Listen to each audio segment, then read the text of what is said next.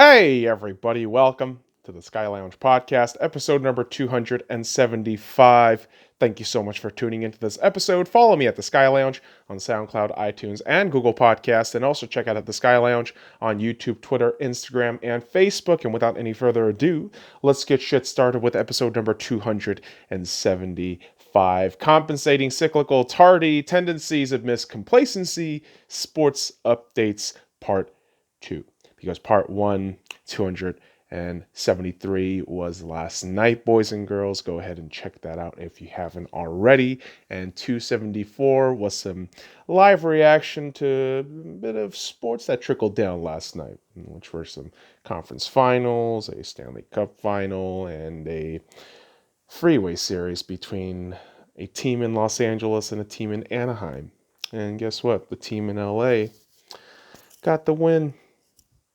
And it looks as though Mike Trout, despite being the best baseball player in the world,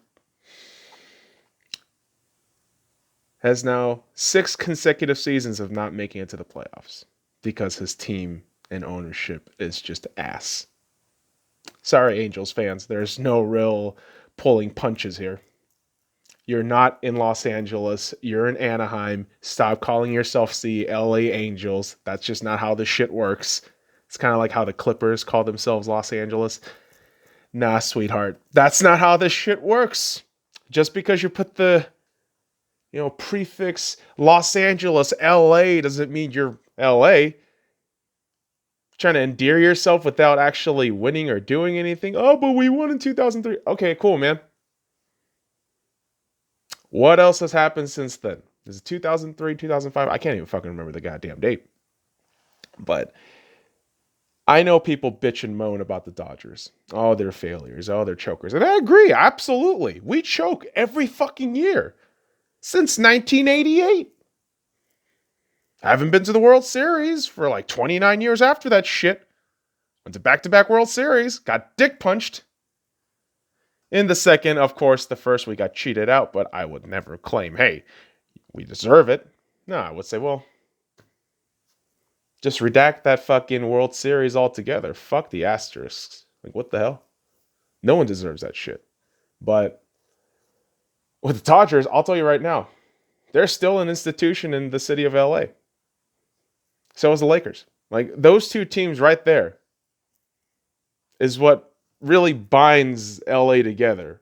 No matter what demographic you are, what social hierarchy you may be standing on, it doesn't fucking matter, man. Those two teams just link up everybody. Yes, some will argue the Kings, but really it's the Dodgers and Lakers. And I know Los Angelites will always argue any other fucking team. Oh, well, what about the Galaxy? Oh, but what about UCLA? What about USC? Shut the hell up! The Dodgers and the Lakers, bro. What the fuck? Those two teams have been around since what, like the 60s?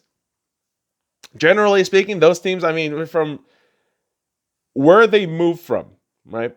Brooklyn for the Dodgers and Minneapolis for the Lakers. They have established themselves for over half a century or more by winning championships and endearing themselves to the community. And you're telling me any other team comes in between? No, stop it. That's just not how this shit works. Good Lord, if you actually live in LA, you know damn well the Dodgers and the Lakers are the only fucking OG LA teams that people will glom onto. Now, again, fair respect to the LA Kings. They established themselves so well for almost half a century now. Almost. They're almost there. And I give them kudos to that.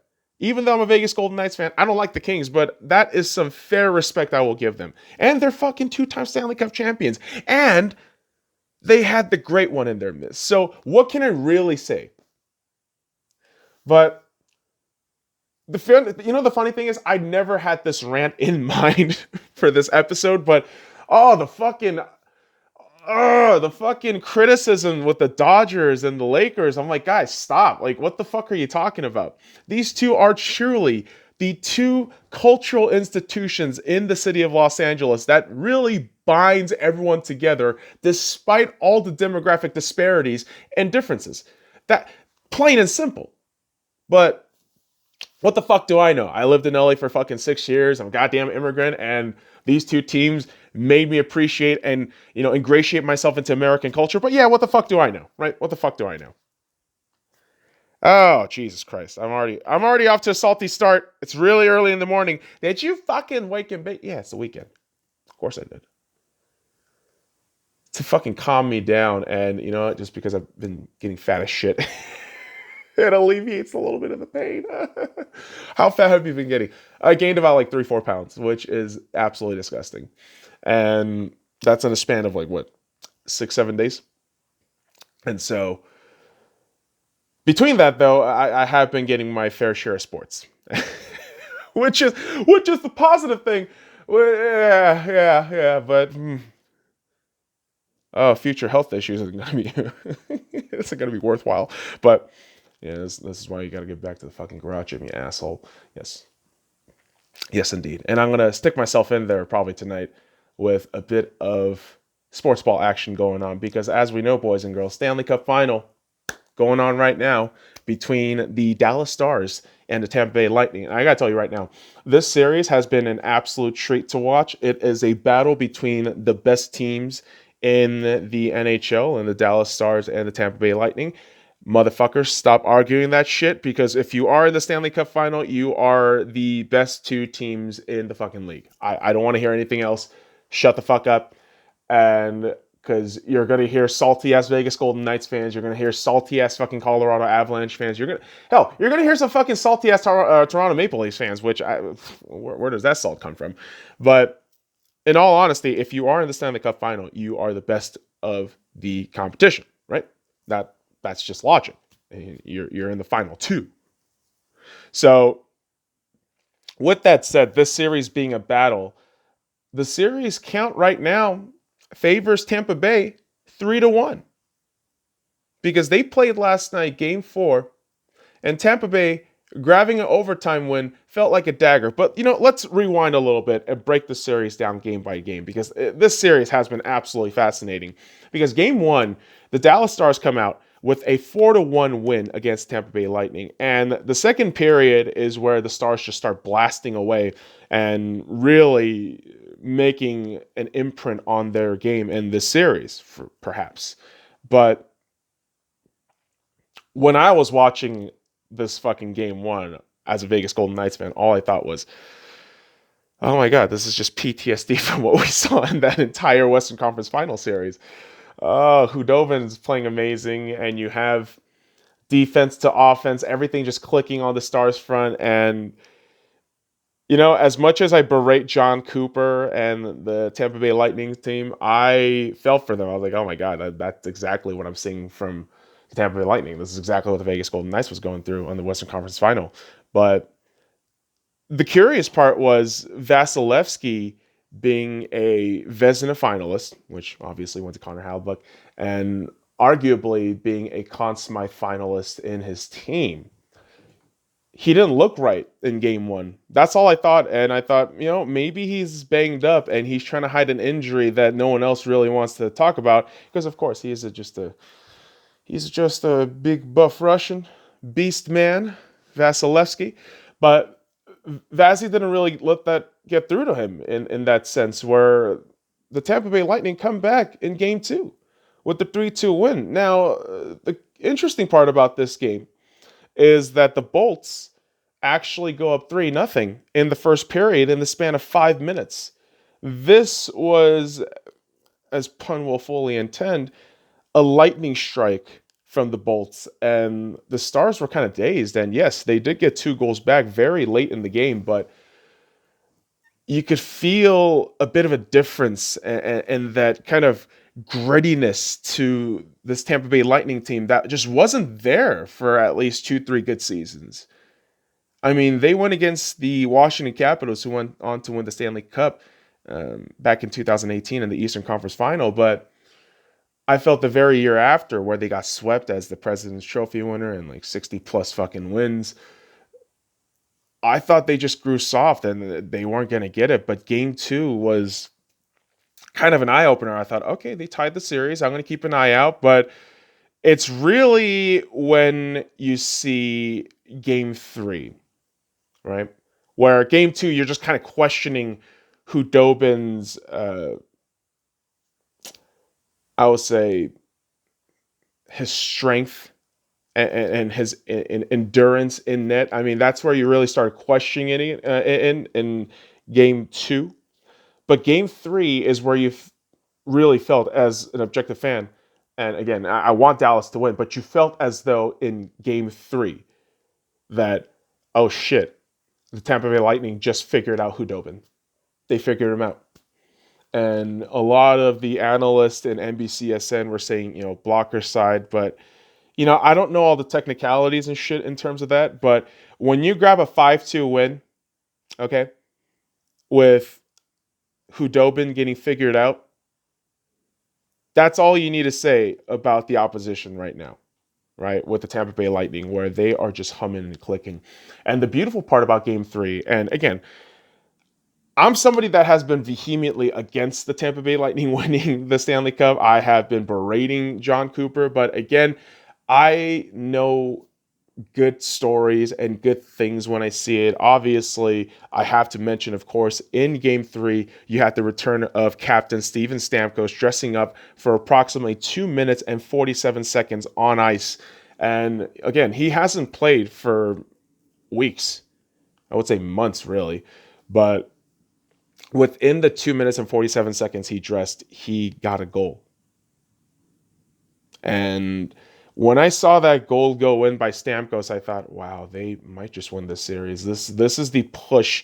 This is the spiritual kind of motivation that the Tampa Bay Lightning's needed. Their captain, who's worn and torn down from years of just choking and getting labeled as all these fucking things within the media, and people like myself who always see this Tampa Bay Lightning team coming up short. But for him to get that goal felt like a huge momentum booster for the Tampa Bay Lightning, and they just went at it. I mean, Hudobin was just pounced on, and the Tampa Bay Lightning just really looked as though they were in their element, and nothing was going to stop them, even when it trickled down to game 4, where now the Tampa Bay Lightning have a 2-1 series lead. Now the Dallas Stars have to play do or die. They really have to, because if you go down 3-1, you're fucked. And what seemed like a really solid game put up by the Dallas Stars, where they go up 2-0, right? 2-0. They give up a lead. They go up 3-2. They give up a lead. Eventually, Stars have to crawl back to send the game into overtime, but this is where the penalty is given in overtime. And I know Dallas Stars fans are going to complain that Jamie Benn doesn't deserve that penalty, yada, yada, yada. Okay, but it happened. And you have to kill off the penalty. And unfortunately, when you give a team like the Tampa Bay Lightning a power play opportunity, they will score. And you have to realize, too, on the night, Tampa Bay Lightning scored twice on the power play already. And so giving them another power play opportunity is just suicide at this point, especially in overtime.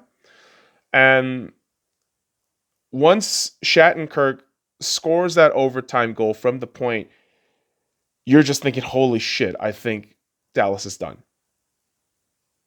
And maybe it was the body language of Tyler Seguin on the bench just breaking his stick, but the Tampa Bay Lightning really have taken that next step from perennial choker label to near champions. I mean, they're just one win away. And here's the curious part, boys and girls. Game 5 is tonight, Saturday. And yes, they are playing a back-to-back because game 4 just happened on Friday evening. So the Tampa Bay Lightning and the Dallas Stars have now this insanely intense back-to-back game. They have to figure each other out. And I could definitely see another overtime game.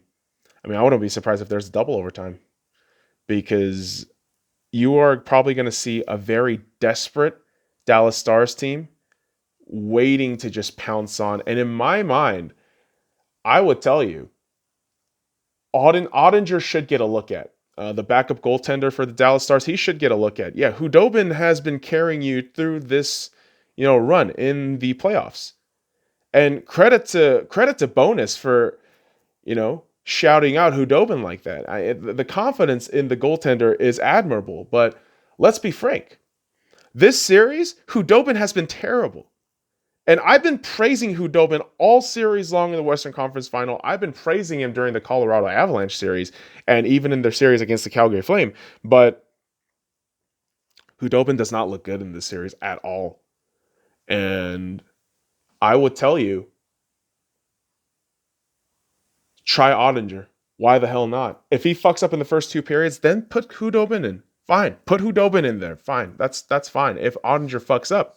But I don't think this is completely to blame on Hudobin. Your star offensive players need to score. I'm talking about Jamie Benn. I'm talking about Tyler Seguin. I'm talking about Alexander Radulov. Those guys have to be on the board. And, it's the same thing I said with Robin Lehner and the whole Marc-Andre Fleury thing. It doesn't matter who's in the net. You have to score. You have to defend. You can't turn over the fucking puck. You have to score on power play opportunities. And this is what Dallas is missing right now. They are missing offensive presence from their dominant forwards. And that has to change. Again, Benn, Seguin, Radulov. Those are three names that I can tally right now saying you need to do more. You're leaders of this team. And I wouldn't be surprised if the Dallas Stars come out crawling, scratching, and playing desperate hockey and grab a win. But simultaneously, I'm not going to discount what the Tampa Bay Lightning have been doing. This team is incredibly impressive. I'm actually genuinely terrified to see how long they can keep this up if they win the cup tonight. And what I mean by that is, let's say Tampa Bay wins Game 5. They lift the cup up tonight. How crazy would it be if they're able to keep that squad and just run it back the next year? And if all things considered, everyone stays healthy, can they run it back as a back-to-back? I know St. Louis couldn't do it, but could Tampa Bay do it? I mean, with these dominant performances, who the hell knows? And if they do close out the series tonight, the Tampa Bay Lightning, I'm going to give them full mark and full credit. Because I have been doubting this team from the get-go of this season, even though I said they're going to make it to the playoffs. But I thought they were going to fall off tremendously. Yet I've been wrong. I've been wrong every step of the way with the Tampa Bay Lightning. And if I'm wrong to the bitter end and they do lift the cup up tonight, I will fully eat my words. I will. That's how it goes. But in all honesty, yes, I do want the Dallas Stars to win. But the reality, too, is this has just been an incredible fucking series between two fantastic teams that has remained in the NHL. And you know what? I'm somebody who is more of a, some would say radical, kind of, conservative belief and shit with all this, social issues and shit. But I'll tell you one thing right now. 2 months away in a bubble, away from family and all the familiar things you're accustomed to, has to be cumbersome, even if you're an athlete. I totally understand that. And I think the NHL bubble has done a tremendous job in terms of locking everyone down, but simultaneously that does come with the, collateral damage to players and coaches and staffs and logistics people involved with putting on the show of hockey for our benefit. So, hey, if the series ends tonight, credit to everybody who's taken part in this bubble experience. And you know what? Hockey has been absolutely amazing. And it's unfortunate because viewership has not really been fantastic, but it is also to say that, yes, there is football going on. There is the woke league of Chinese basketball going on, and all things considered, hockey being in the talks in any mainstream media sports is actually pretty great. I mean, any publicity is good, right? Except if it's some stupid shit. But the NHL has been putting on a wonderful show, and if it ends tonight, I'm gonna be a little bummed out because I would love to, the series to go to Game 7. But if it does end tonight, I mean, it's been an awesome ride, and again, we're gonna have 2 episodes tonight, right? This episode and another one. And the following episode is going to be an Untitled Rant where we do a bit of a reaction and some commentary to what we're going to see mostly in the third period of the hockey game tonight and a good chunk of the fourth quarter from the NBA game, the Lakers taking on the Denver Nuggets in Game 5, which we will talk about in a bit. But hockey has been absolutely phenomenal. It really has been. For those of you missing out, I'll tell you this right now. Start watching hockey. It's so fucking incredible. It is absolutely brilliant to watch what each teams have been putting up.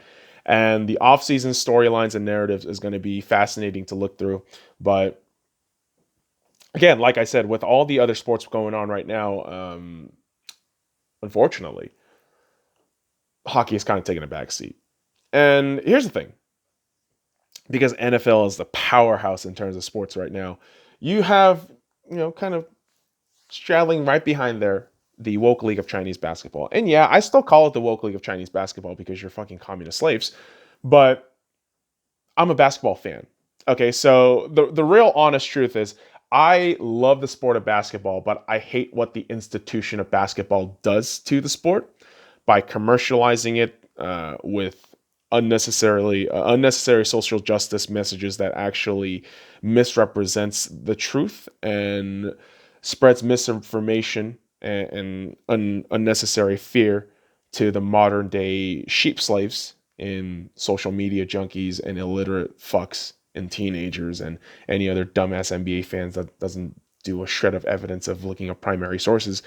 So because there is that duality, so to speak, I shit on the NBA, but I still watch it.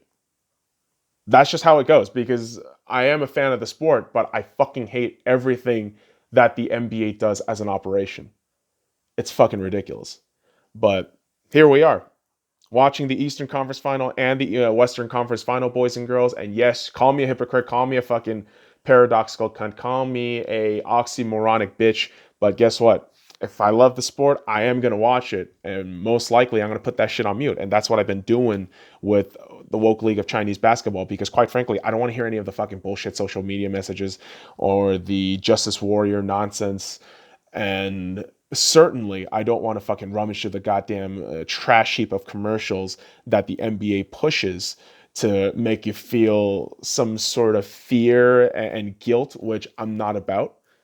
Like, come on, bitch. I'm not a fucking blue-eye white fucking liberal, where I'll be honest right now, man. There are so many people getting guilt-ridden by all these social justice fucking messages in social media that it is just nauseating to think about the unfortunate repercussions of how our modern day generation soaks all this up. They are listening to stupid ass athletes like Luong James when it comes to, Breonna Taylor, all this shit. But it's like, motherfucker, just dribble the goddamn ball and play basketball, please, for the love of God. That's what you're good at. You're not good with this whole political literacy thing, as we have seen. You're clear and obvious illiteracy, LeBron James. All right. So if you can stick to sports, I'll just stick to my dumbass observation. Is that fair? Okay. So here's, God, such a fucking like super aggressive, but yet slightly passive jab right there. It's like not passive aggressive, it's aggressive passive. But I'll be honest, man.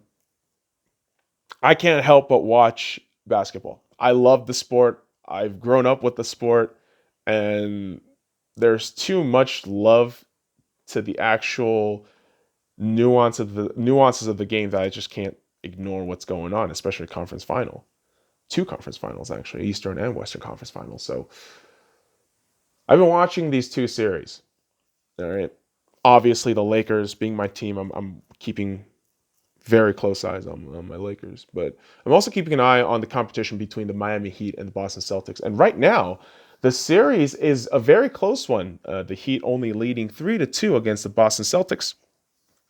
And if we run through the games, game 1 is a Miami Heat overtime win, 117-114, where honestly, they really had no business to win that, but they overcome a double-digit deficit. Jimmy Buckets scores a massive clutch tray down the stretch in overtime, and Bam Adebayo with a massive block on Jason Tatum for the win for the Miami Heat. In game 2, the Miami Heat grab a 2-0 series lead where they win 106-101 from a 17-point comeback against the Boston Celtics. And this is where you're thinking, okay, the Boston Celtics have to be a fake. I don't know why the fuck I bought into this goddamn hype. What the hell's going on? And then game 3, here we are. The Celtics win 117-106, and I'm thinking, okay, curious. I know Jason Tatum's good, 25 points on the game, but you had Brown with 26 points, Kemba with 21 points, and Smart with 20 points. And I just saw a dominating Celtics team and thinking, can you really tie the series back? Like, are you fool's gold? Like, what the fuck are you? And comes game 4. 112-109 Heat win, where Tyler Hero puts on an absolute show. 37 points on the night. A Miami local boy, been a Heat fan all his life, supposedly, right? Based on all the reports and biography. And I'm not doubting it. I'm just saying this as somebody who hasn't done the research enough. So, hey, if it's true, kudos, man, because he is playing for his home squad. He is repping out in 37 fucking points in the Eastern Conference Final to send the Miami Heat to a 3-1 series lead. But then comes game 5. And the Celtics grab a 121-108 lead. And you would think, okay, maybe the Miami Heat would try to grab a couple of points of deficit here. And you could see Tyler Hero, only real player there, rushing to get some shots off. But what you notice is in these Celtics wins, it's blowout fucking double-digit wins that they should be finishing off. But the Boston Celtics are, in my eyes, the established team, right? They've been there, done that. They've been around for a long time. The Miami Heat is this comeback kid, the young squad. And, in all honesty, I can be a bit too lenient, perhaps, from a certain perspective with the Miami Heat. But win or lose this series, I don't really think you can blame the Miami Heat in this fucking series. I don't think you can. And why I say that is this Celtics team was supposed to be good for quite some time. I mean, with Kyrie on the bench, they still made it to the Eastern Conference Final a couple of years back. And yes, they got dunked on by LeBron James because he was just on this fucking tear that final year in Cleveland. But I just have this feeling that the Celtics, if they lose this series, it looks a little bit worse on them. Because they should have been winning these games. They should have been finishing this series out. I mean, you've blown double-digit leads plenty of times in this series. But again, this could be the bias kicking in or the leniency. But I think the Miami Heat really don't have a lot to, scold themselves on. And I can definitely see Game 6 going down to the wire and Miami grabbing a win. Or if fortune favors the Leprechauns, Celtics grab a late buzzer beater, and I'll be miserable about it. Of course I will be. I'm a Lakers fan, man. I don't want the fucking Celtics to win at all. That's the bottom line with that shit. But I can't assume anything. Even if the Miami Heat is up 3-2 in their series right now, you can't assume anything. Game 6 is anybody's game. And that's going to be on Sunday, which is curious. Why would you have it on football Sunday? But there they go. Woke League of Chinese Basketball having Game 6 of the Eastern Conference Final on Sunday. So be on the lookout for that. I'm going to have that on a smaller tablet while I have Sunday Night Football going on because football takes priority over everything on Sunday. That's the bottom line with that shit. But hey, what's not the bottom line yet is the Western Conference Final where, yes, the Lakers do have a 3-1 series lead, and that genuinely concerns me. Because the Denver Nuggets have been able to come back in series deficits. Remember, back-to-back 3-1 series deficits where they have just these insanely great Game 7 wins. And the Lakers should not take anything for granted. And the game that's going to decide this series is happening tonight. Game 5. And I got to tell you right now, as a Lakers fan, I am very nervous. Because this series, as memorable as it has been, all it's shown me is everything that I've been saying about the Nuggets have been confirmed. That this is a fantastic team, and they will claw back and fight you every fucking step of the way. Because Game 1, as dominant as the Lakers were, I mean, with Dwight Howard just being a defensive monster, and Game 2 being super memorable with Anthony Davis's, buzzer beater game-winning 3, and Game 4 just being a grinding battle between two solid teams and playoff Rondo just showing himself out. Every single one of these games have been way too close, and the Nuggets are a team that you just can't count out. You just can't. And if you do, you're foolish to think so. And I see arrogant Lakers fans all the time talking about, oh, we should beat this team, no problem. No, it's been a problem all through this series. The Lakers are just barely pulling through.